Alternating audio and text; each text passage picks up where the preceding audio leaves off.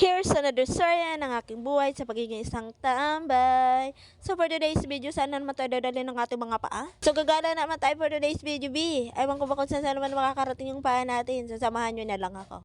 So ayan, pasakay na tayo ng angkas, B, dahil baka maligaw tayo. May pupuntahan nga pala ako at imimit ko yung mga kaibigan ko.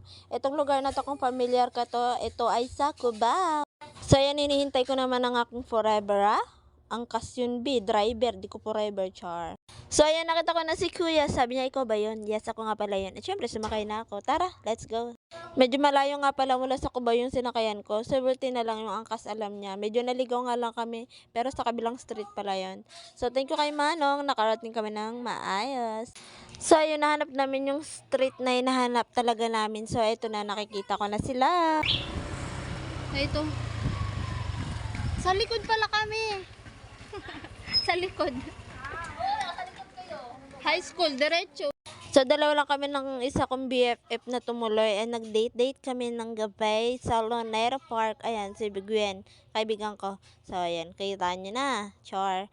So, anyway, nandito kami sa Luneta Park o Rizal Park here in Manila Zoo. Oy, char. Hindi yan zoo. Mukha lang mga zoo, mga tao dyan, B. Char.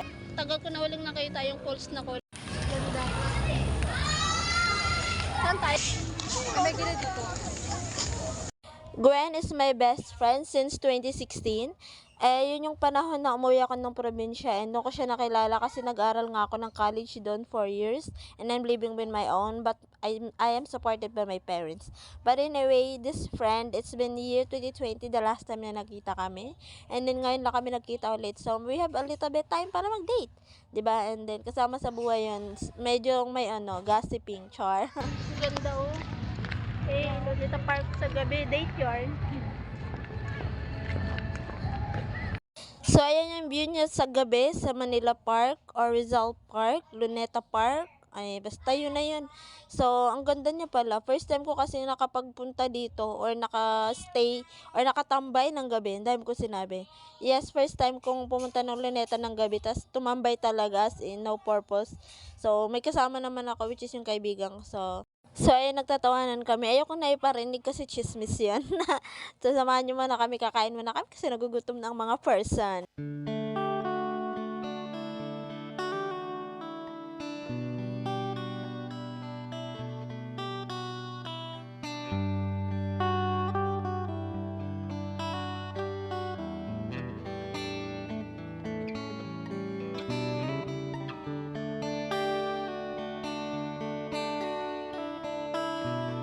So, after namin kumain, photoshoot ang person. Very supportive yung BFF ko, wag kayo.